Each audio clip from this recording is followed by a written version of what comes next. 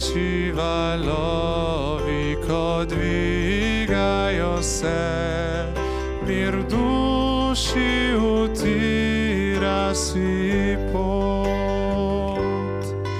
Ko zgubljam vse, kar na tem svetu je, moje upanje je le Gospod. Duši mi, dobro je,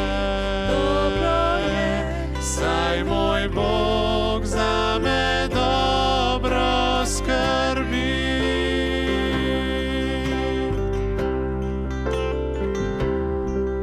Ko Satan pred timi izkuša mi moč, kot zvezda blesti moj Gospod. Le njemu zaupam, mi nudi pomoč, križ njegov daje zmago povsod. Duši mi, dobro je, saj moj Bog zame dobro skrbi.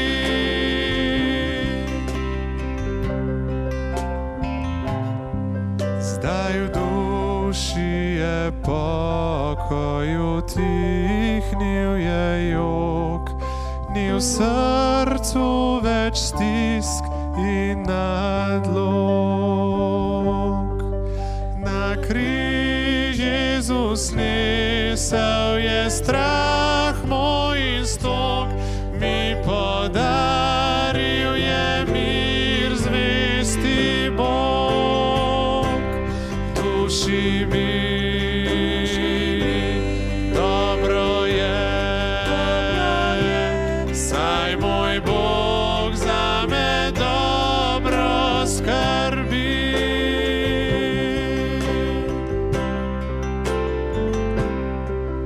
Pohiti ta dan, ko trobenta glasno oznanja tvoj slaven prihod. Nebo se odpre, primeš me za roko in s teboj bom na veke, Gospod. Duši mi, dobro je, saj moj Bog zame dobro skrbi.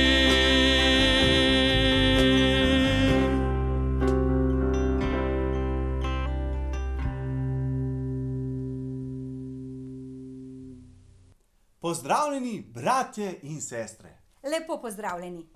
Ste tudi vi naveličani čakanja? Čakanje ni prijetno. Še posebno, če ne veš, kdaj ga bo konec.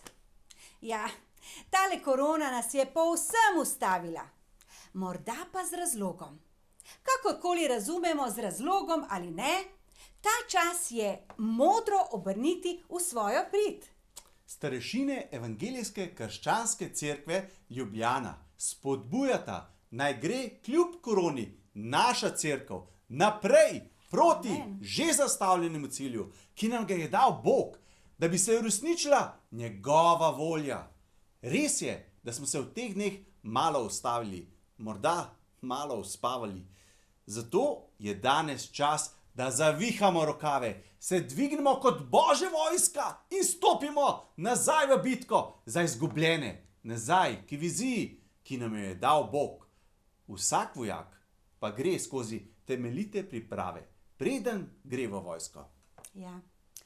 Zato tudi danes kličeva vso cerkev, može, žene, otroke, da si v naslednjih nekaj tednih vzamete poseben čas in prisluhnete nedeljskim pridigam, v katerih bomo slišali veliko konkretnih stvari, ki nam bodo v pomoč v premagovanju ovir, ki jih bomo srečevali na poti proti našem cilju. Danes bomo poslušali Božjo besedo na temo goreča molitev. Sledile pa bodo še teme o božji viziji, božji besedi, financah, božji volji zate. Teme bodo zelo praktične in konkretne. Zato vam predlagamo, da si v roke vzamete Sveto pismo, pisalo in posebno beležko, kamor si boste lahko zapisali posebne vrstice, stavke, tisto, kar vam bo Gospod govoril in vaše odločitve. To je zelo pomembno, ker vas bo to držalo in vas vračalo k viziji vse do njene izpolnitve. Če stopimo skupaj, zmoremo veliko več. Amen. Da bi se Božja beseda res dotaknila, v nas prinesla razumevanje, življenje in učinkovitost, želim moliti. Aba, Oče, blagoslovi ta čas s celo cerkvijo, Gospod, da se ti predamo, da doumemo in da res razumemo, kaj je tvoja volja. Oprosti nam, ker smo danes velikokrat zaspali in te prosimo v prihodnosti, zažgi ogenj v nas, dej gorečnost, da gremo in pričujemo zate. Amen. Amen. Draga cerkev, lepo pozdravljeni. Res sem navdušen, da bomo danes skupaj, kajti Gospod ima čudovite stvari za nas. Globoko verjamem. Res sem navdušen in vas še enkrat lepo pozdravljam. Veste kaj? Nekatere stvari v tvojem življenju se bodo spremenile samo zaradi molitve. Toda, kaj je potem molitev? Najbolj preprosta razlaga, kaj molitev je, se glasi: pogovor z Bogom. Morda se ravno kar sprašujete, kako naj se pogovarjam z Bogom, če pa je daleč, ne vidim ga, ne vem, ne sliši me, ne vem, če mi bo odgovoril. Danes boste dobili odgovor. A najprej vprašanje, ali je molitev tisto, kar počnem vsak dan? Verjetno ima večina izmed nas pametni telefon, saj ga tudi jaz imam. In ne glede na to, kako dober telefon imamo, je zanimivo eno. Če ga pravočasno ne priklopimo na elektriko, postane neuporaben. Zakaj? Baterija se sprazni. Ne vem, ali vam lahko povem, da tako izgleda tudi moje življenje, če se dnevno ne povežete z Bogom, če ne napolnite svojo dušo z izvirom moči. Vaše življenje postane neproduktivno. Naj vas vprašam tudi naslednje. Kako pogosto polnite svoj telefon? Vsak dan, vse povsod, kaj ne? Polnite ga, zato še posebej takrat, ko se zavedate, da boste ves dan odsotni in da ne boste imeli priložnosti za polnjenje. Saj se zavedate, da če ga ne napolnite, se ne boste mogli povezati z drugimi, oziroma ne boste mogli dobiti vseh koristnih informacij, ki jih morda boste potrebovali za vaše delo ali na splošno za življenje. Kar vam želim povedati je, da mora biti tudi naše življenje povezano z Bogom. Mora biti polno. In če pogledamo na starejše, pa tudi mlade, veliko moli samo takrat, ko nekaj potrebuje. Mladi ponavadi nimajo rutine ali discipline molitve. Rad bi vas navdušil, da tako kot skrbimo za mobitel in ga vneto polnimo, tudi dnevno polnimo svoje duše z gorečo molitvijo. Vemo, da goreča molitev spreminja naše življenje. Stvari se ne spreminjajo same od sebe, temveč to dela goreča molitev. Zavedati se moramo, da imajo naše besede moč. In ko nekaj povemo, gre ta beseda v ozračje in ona spreminja stvari.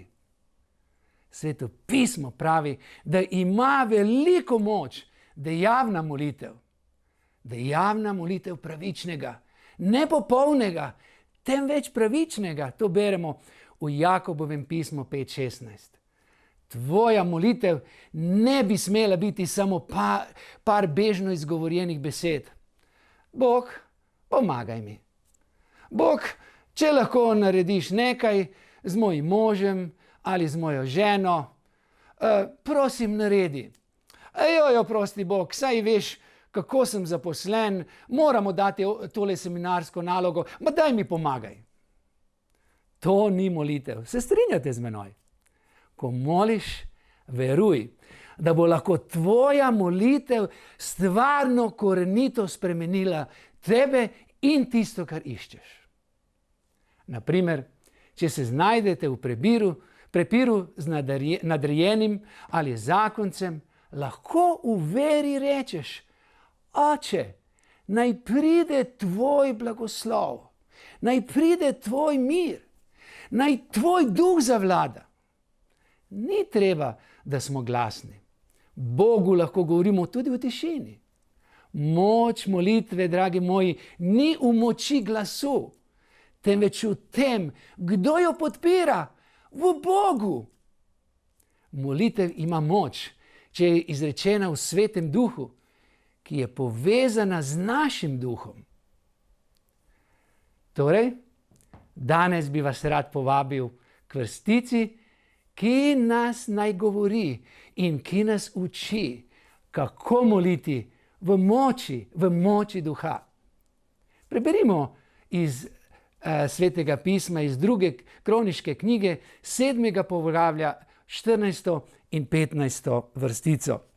Pravi nam Božja beseda takole: Če pa se bo moje ljudstvo, ki kliče nase moje ime, ponižalo, molilo in iskalo moje obličje, ter se odvrnilo od svojih hudobnih poti, bom prisluhnil iz nebes, jim odpustil greh in ozdravil njihovo deželo. Zdaj so moje oči uprte in moja ušesa pozorna na molitev na tem kraju.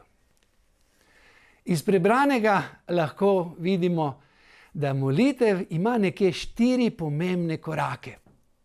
Prvi pomemben korak, in tu smo prebrali: ponižaj se. Ponižaj se, dragi brat, drage sestre, dragi prijatelj. Besedilo, ki smo ga ravno kar prebrali, nam pravi, da se ponižamo. Da preden gremo na molitev, se moramo ponižati. Vem, da to ni lahko. V očeh drugih smo radi pomembni, veliki, nezamenljivi, popolni. A Božja beseda pravi, da se moramo ponižati. To pomeni, da ko smo pred Bogom, snemimo svojo krono, ki jo imamo na glavi in ki smo si jo zjutraj nadeli, da bi naredili vtis na tiste, katere bomo srečali.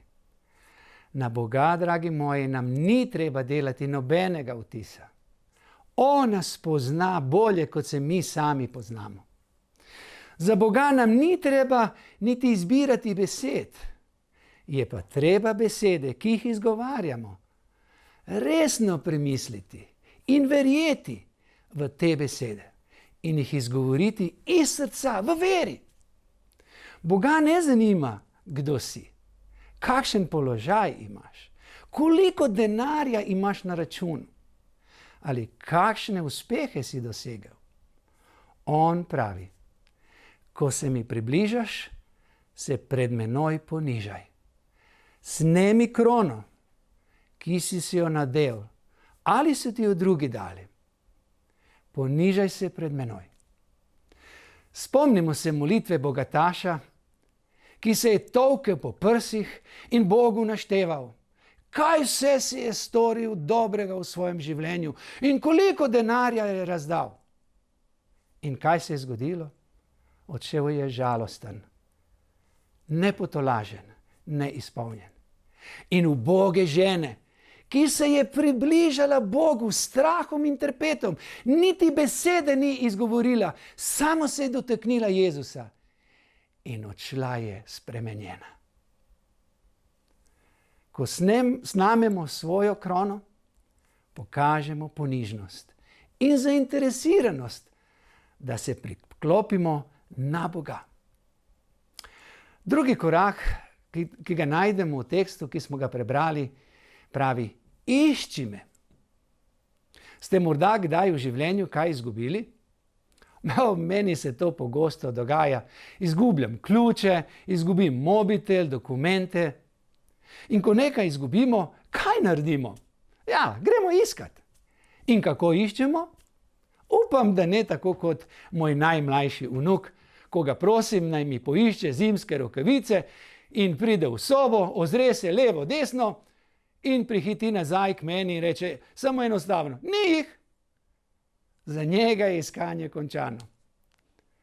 Ko izgubim ključe od avta, najprej pogledam na mesto, kjer naj bi bili, kje sem jih pustil, kje jih spravljam.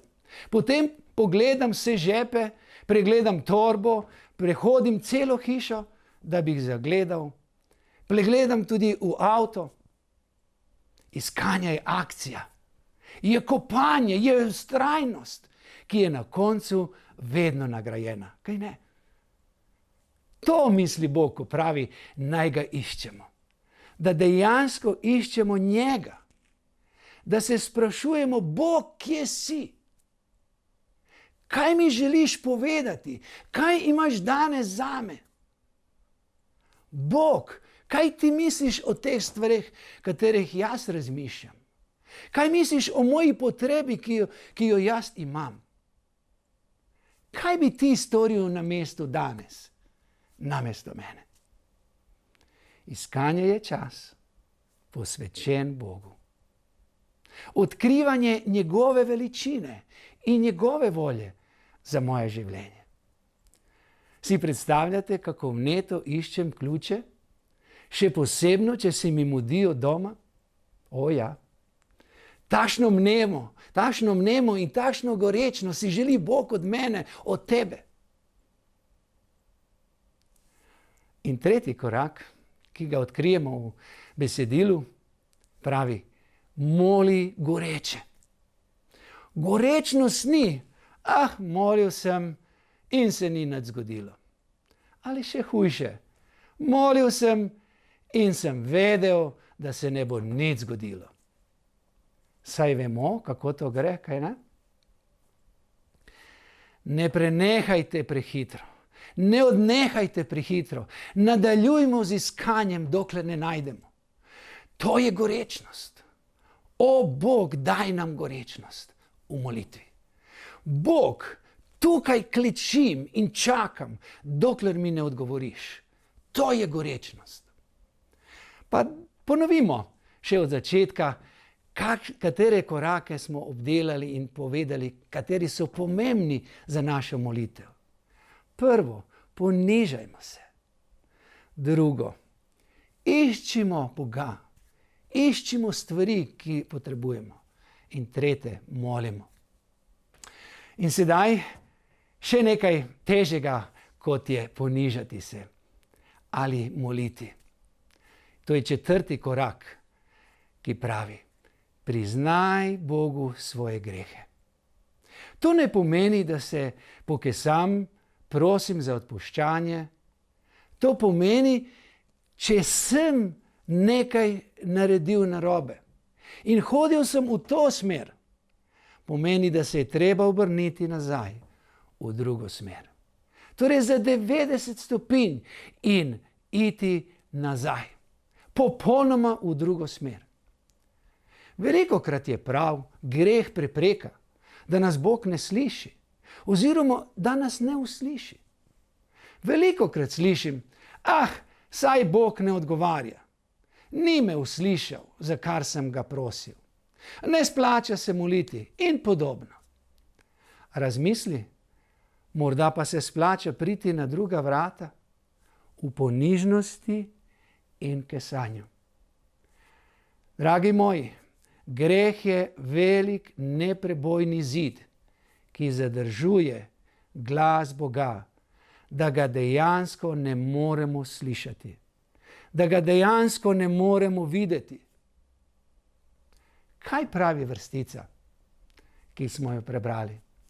Bom prisluhnil iz nebes in jim bom odpustil greh in jih ozdravil. Bog pravi, preizkusi me in videl boš, kako dober sem. Kdo potrebuje odpuščanje? Vsi ga potrebujemo in to vsak dan, tudi jaz ga potrebujem. Če boš naredil te 4 korake, ti Bog obljublja, da ti bo prisluhnil iz nebes, da ti bo odpustil greh in da te bo ozdravil. Želiš odpuščanja svojih grehov? Želiš ozdravitev? Potem prisluhni, kaj Bog pravi. Skesaj se in se ponižaj pred menoj. Ravno kar si, dragi moji, izvedeli veliko resnico. Ravno kar si izvedel in prejel brezplačen recept, brez stranskih učinkov, 100-odstotnim delovanjem. Si hvaležen? Jaz sem hvaležen svojemu pastorju, ki me je te stvari poučeval, ko sem še bil komaj 13 let, najstnik. Že takrat mi je povedal, kako pomembna je molitev. Kot najstnik sem na svet sprejel in molil k Bogu za vsako stvar v mojem življenju.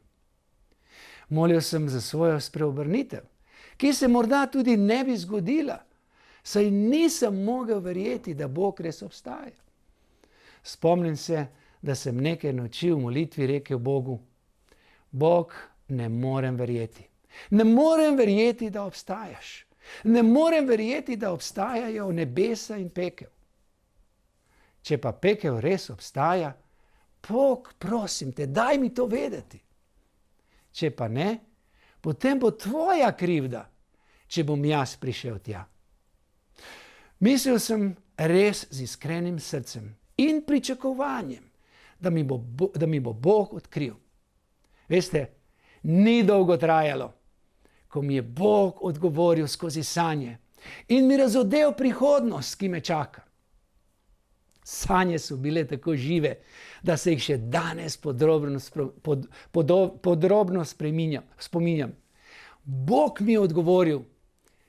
Kasneje sem molil in za svoje šolanje, za svojo izobrazbo.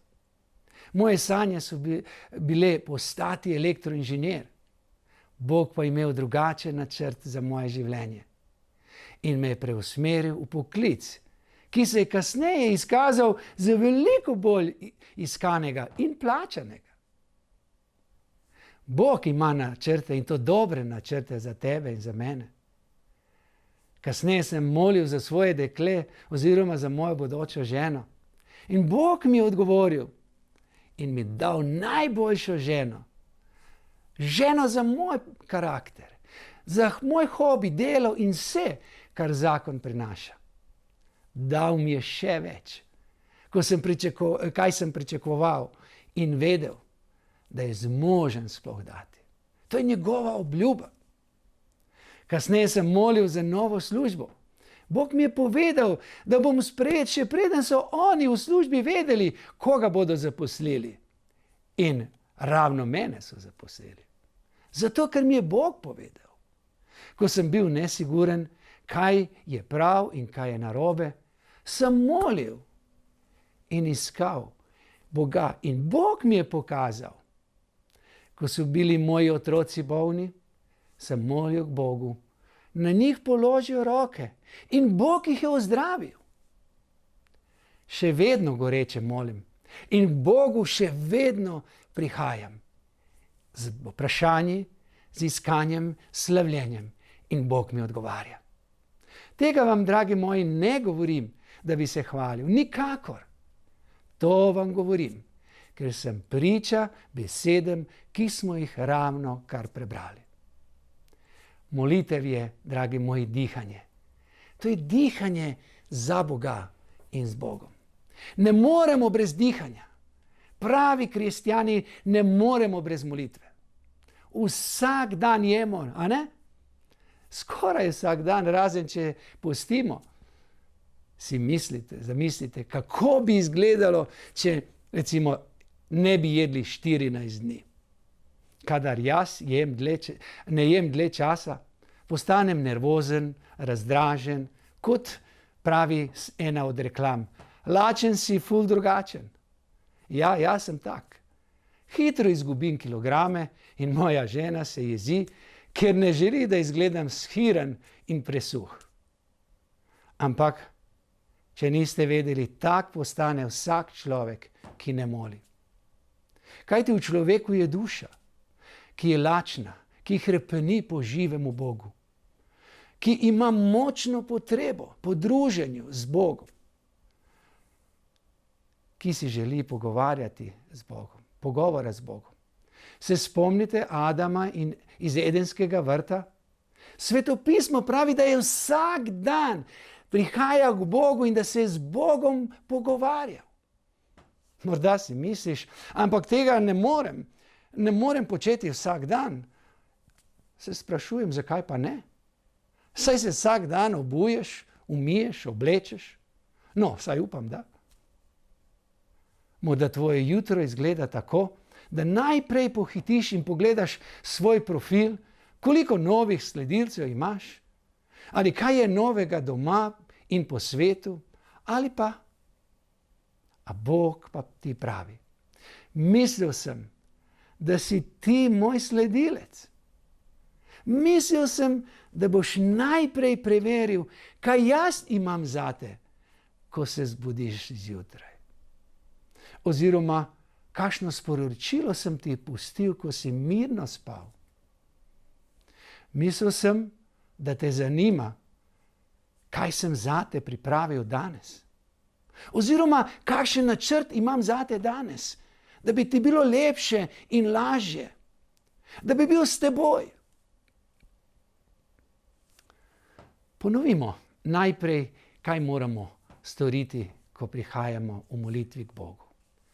Moramo se ponižati. Potem moramo iskati Boga, iskati stvari od njega. Potem moramo moliti. In četrto, prositi za odpuščanje grehov in se odvrniti od naših grehov. Nekdo je rekel o svojem molitvenem življenju: nikoli ne molim manj kot 20 minut na dan in nikoli ne odidem od doma, niti za 20 minut, če prej ne molim.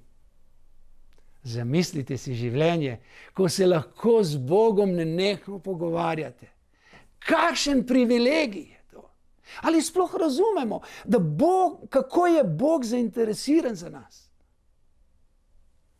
In zamislite, ko pridete zjutraj na delovno mesto, če bi rekli: o Bog, blagoslovi mojega šefa, da bo danes zadovoljen z menoj. Ali ko bi prišli v šolo in bi rekli že tam na vhodu: o Bog, pomagaj mi zbrati misli in vse, o čemer sem bral in se učil, da bi lahko to podal naprej. Ali pa: blagoslovi mojo učiteljico, ki se hitro razjezi na nas, ker ima prav. In če bomo poslušni, bomo morda celo slišali Boga, kaj nam bo odgovoril. In mogoče ti bo odgovoril: ti mu pomagaj. Tebi sem dal več, da lahko pomagaš drugim. Torej, molitev je lahko tudi nevarna, saj nas lahko vključi v akcijo. Torej, pazimo, kaj molimo, in verujemo in se zavedajmo, kaj molimo. Morda misliš, naj Bog pošlje nekoga drugega, drugo osebo, da pomaga tisti družini, ki je v potrebi, ki ne gre najboljše. Morda boš ti bil poslan in mogoče boš ti Božji odgovor in odgovor tej družini na molitev. Bog ne želi, da samo molimo kot berači. Včasih želi, da smo mi tudi odgovor, da smo njegov odgovor. Ne molimo in ne molimo iz navade. Molimo iz notranje potrebe. Pred Boga ne prihajajmo s piskom, kot ga radi vsi s seboj nosimo. In rečemo, Bog, daj mi to ali to. Bog si želi veliko več. On si želi tebe in mene. Želi se najin odnos. On si želi živi odnos z nami. Si lahko predstavljate, kako dolgo bi me moja žena poslušala, če bi vsako jutro naročil nekako takole. Draga, zlikaj mi srajco, peri mi hlače, ki jih imam tam, skuhaj mi dobro kosilo, saj veš, da pridem vedno lačen iz službe, po možnosti plačaj račune, odpelji naš avto k mehaniku in tako dalje. Kaj mislite, koliko dolgo bi trajal najin odnos? Kolikor jaz poznam mojo ženo, nedolgo. In verjetno bi pri vas bilo tudi enako. Koliko dolgo bi trajal vaš odnos z vašim dekletom, če bi vsak dan telefonirali? Veš, danes bi želel, da me pelješ v kino. A se strinjaš? Veš, predvajajo moj najljubši film, saj veš, da sem nor nanj.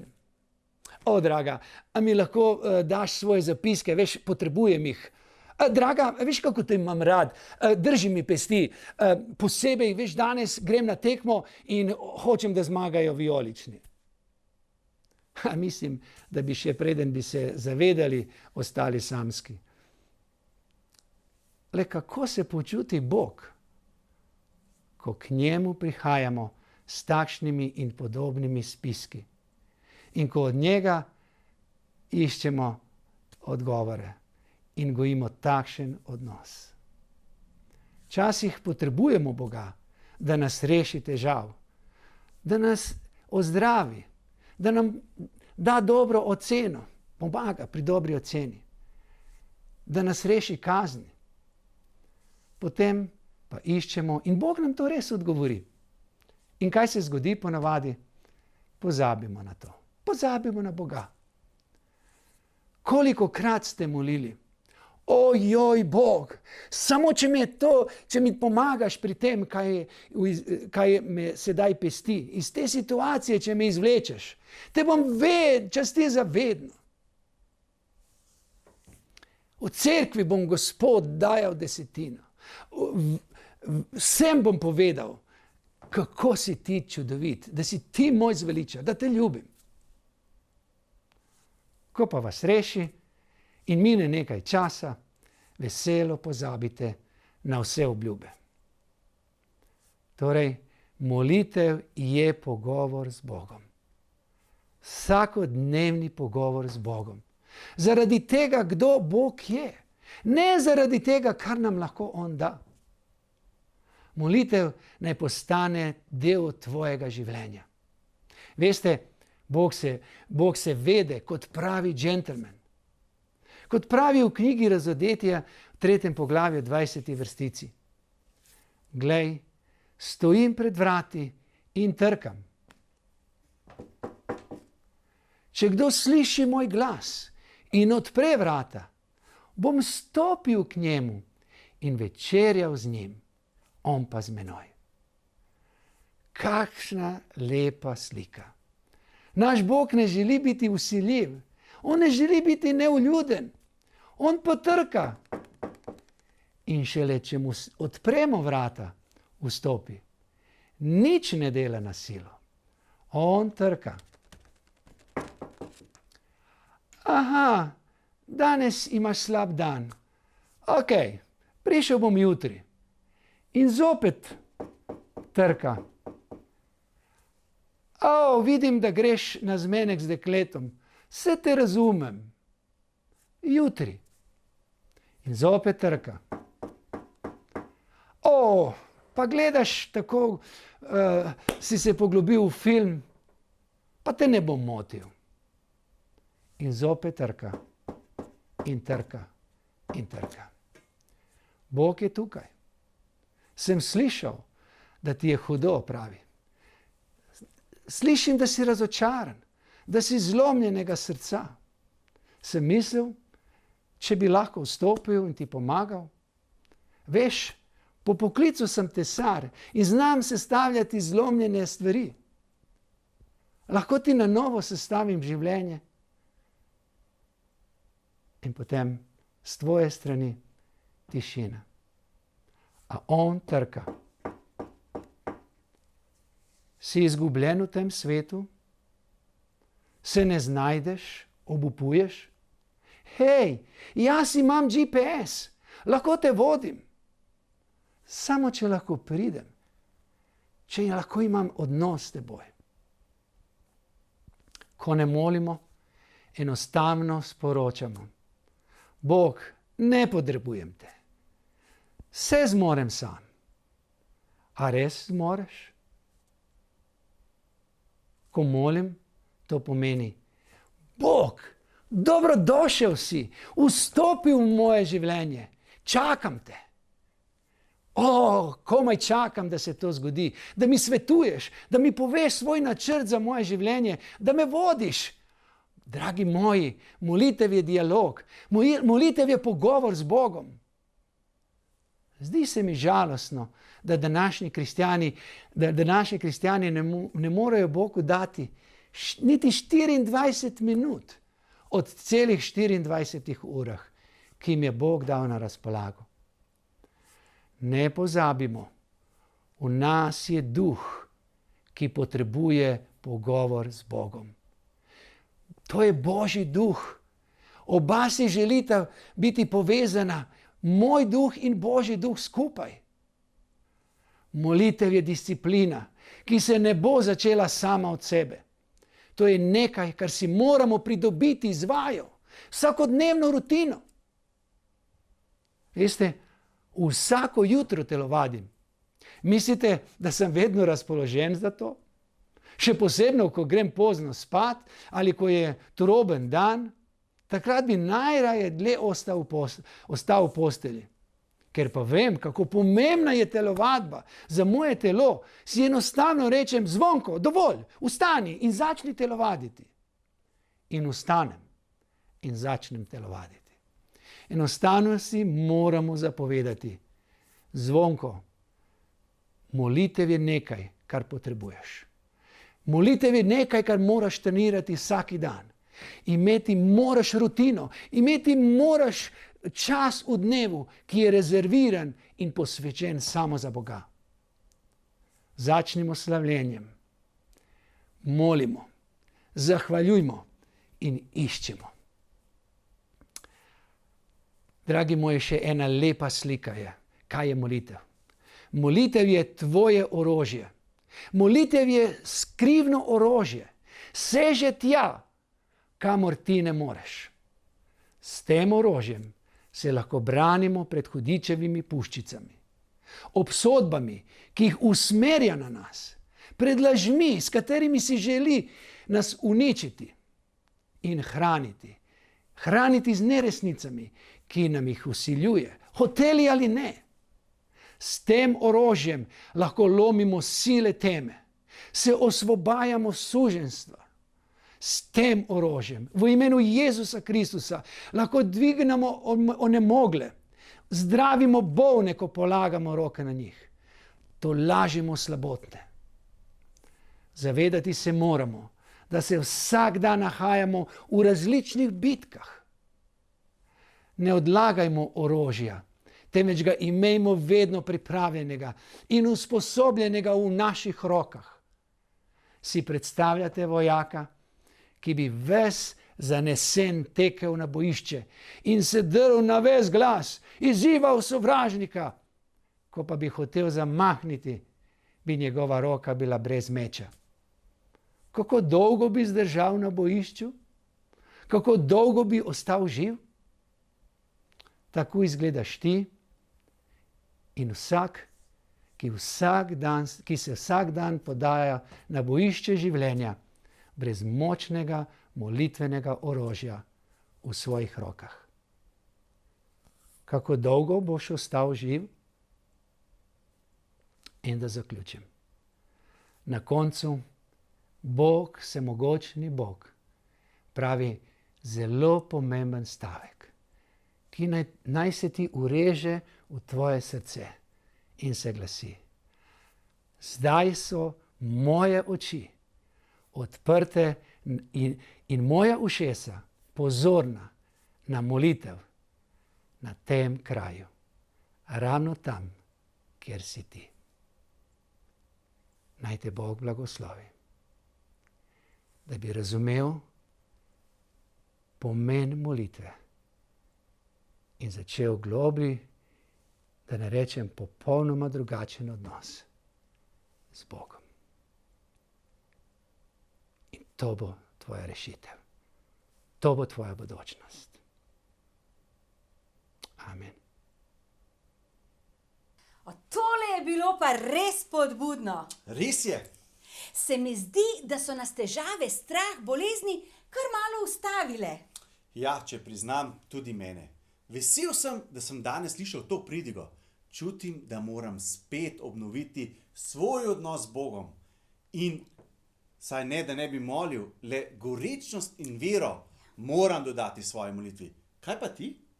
Ja, po naravi sem hitra, živahna oseba in me počasnost moti. Zato so bile tudi moje molitve kot spisek želja in potreb. Danes pa sem dojela, da mora moja molitev vsebovati še oboževanje Boga, slavljenje, kesanje in še predvsem, da znam čakati v tišini, kar mi je najtežje. Da znam čakati, kaj ima povedati Bog meni.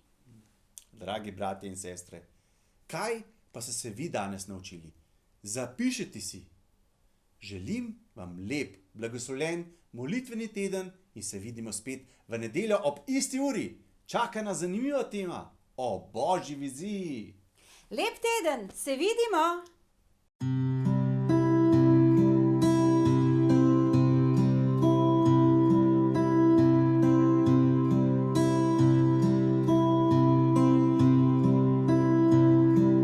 Ti prevzemaš me z melodijo to in obdajaš s pesmijo. Osvobajaš me vseh sovražnih